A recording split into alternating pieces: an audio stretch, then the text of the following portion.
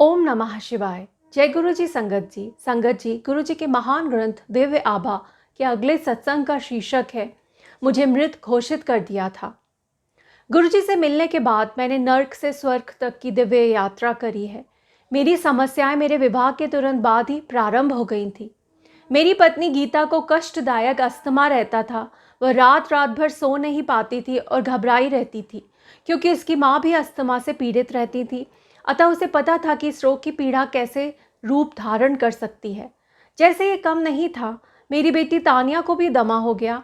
पूरा परिवार परेशान रहता था। उनकी औषधियों के लिए मैं बाजार के चक्कर काटता रहता था। उनका आहार बहुत ही संतुलित रहता था। वह अति क्षीण अर्थात बहुत कमज़ोर हो गए थे और उनके शरीर और मुंह का रंग काला पड़ गया था। फिर इस दास को गुरुजी के दर्शन का सौभाग्य प्राप्त हुआ। केवल गुरुजी को ही हमारी नारकीय जीवन का ज्ञान था। वह संभव को संभव कर सकते थे। इस प्रकार गुरुजी के मात्र कल्याण कर दिता कहने से गीता और तानिया दोनों स्वस्थ हो गए।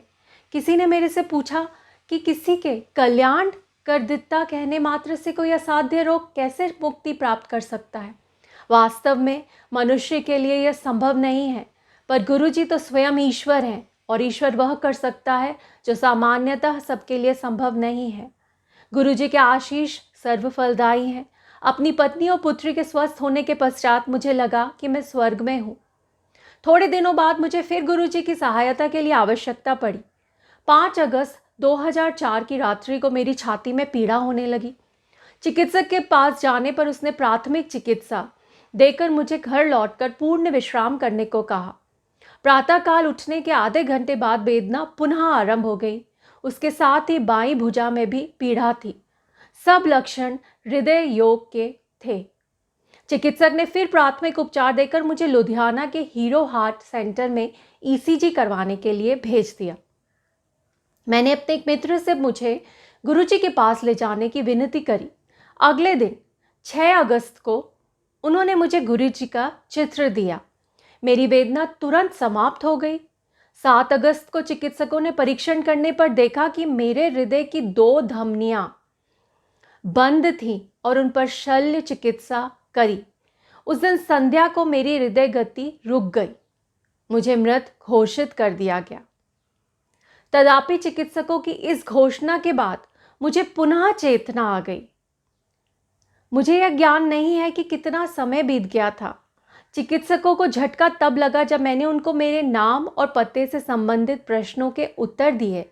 यह देखकर कि उनके प्रश्नों के उत्तर दे रहा हूँ, वह मुझे तुरंत शल्य कक्ष में ले गए। उन्होंने स्वीकार किया कि मैंने उन्हें अत्यंत भयभीत कर दिया था। मुझे पता है कि मैं आज गुरुजी के कारण जीवित हूँ। मृत होने के पश्चात केवल ईश्वर नवजीवन प्रदान कर सकते हैं। अतः गुरुजी ईश्वर हैं। शीघ्र ही चिकित्सकों ने पूछा कि मैं चिकित्सालय में क्या कर रहा हूँ, क्या मुझे घर नहीं जाना। निश्चित ही मुझे जाने की उत्सुकता थी। संगत के 2 सदस्य और मित्र श्री नरेंद्र और उनकी पत्नी मुझे दिल्ली से मिलने आए। उस समय तक मैं काफ़ी स्वस्थ था और घर आ गया था। 2 सप्ताह के बाद मैं गुरुजी को अपना आभार प्रकट करने दिल्ली गया।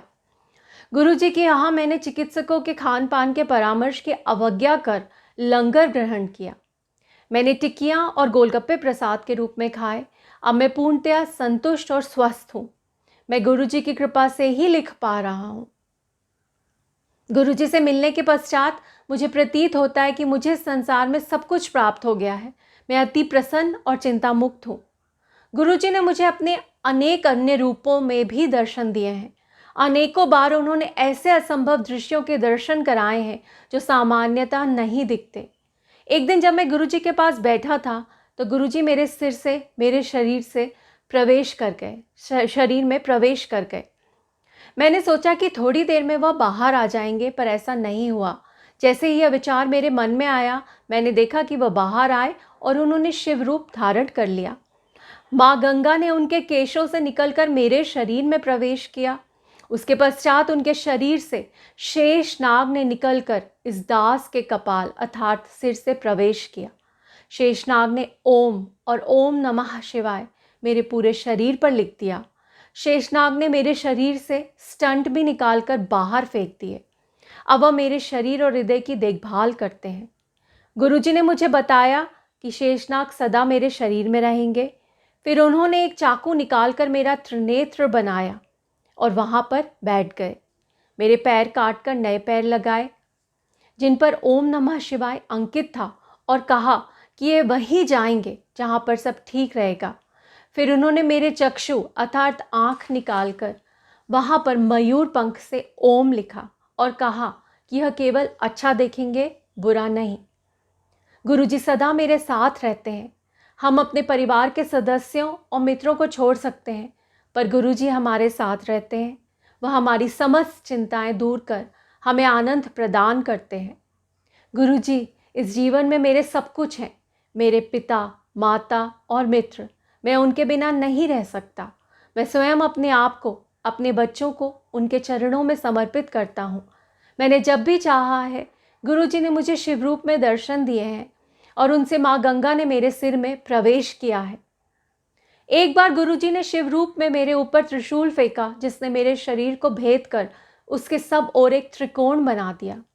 गुरुजी ने कहा कि वह सदा मेरे साथ रहेगा।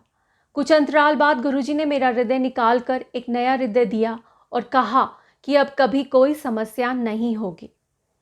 पिछले वर्ष 17 मई 2006 को मुझे स्वप्न आया कि 2 यमदूत श्वेत वस्त्रों में मेरे पास आए। वह कह रहे थे कि मेरा समय समाप्त हो गया है और साथ चलने के लिए कहा। तुरंत गुरुजी प्रकट हुए और उन्होंने यमदूतों को कहा कि मैं उनके साथ नहीं जा रहा हूँ। यमदूतों ने गुरुजी को कहा कि वह मुझे ले जाने आए हैं। गुरुजी ने उनको कहा कि यद्यपि मेरा समय समाप्त हो चुका है, मैं पृथ्वी लोक पर और रहूँगा। उन्होंने उन्हें जाने को कहा और वह चले गए मेरे बिना।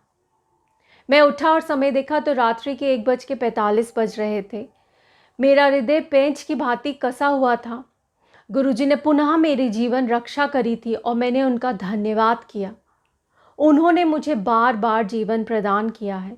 मेरी उनसे विनती है कि वह 100 जन्मों तक मुझे अपने कमल चरणों में स्थान दें और मैं उनकी अभिलाषा के अनुसार कार्यरत रहूं। मैं अपने आप को उन्हें सुपुत्र करता हूं। मुझे उनके साथ अपनी अनुभूतियों का अधिक ज्ञान नहीं है। जब भी मैं उनकी ओर देखता हूं, मुझे आकाश से उनके दिव्य रूप पर गुलाब की पंखुड़ियां गिरती हुई दिखाई देती हैं। मैं उनकी दया से नर्क से स्वर्ग तक गया हूं और प्रार्थना करता हूं कि मैं उनकी आशा के अनुरूप कार्य करता रहूं और किसी भी कारण से कभी विचलित नहीं हो। ये सत्संग था श्री संगत जी अश्विनी शर्मा जी का, जो कि चंडीगढ़ से हैं। संगत जी, जय गुरु जी। संगत जी, अनंतम शुक्राना गुरु जी।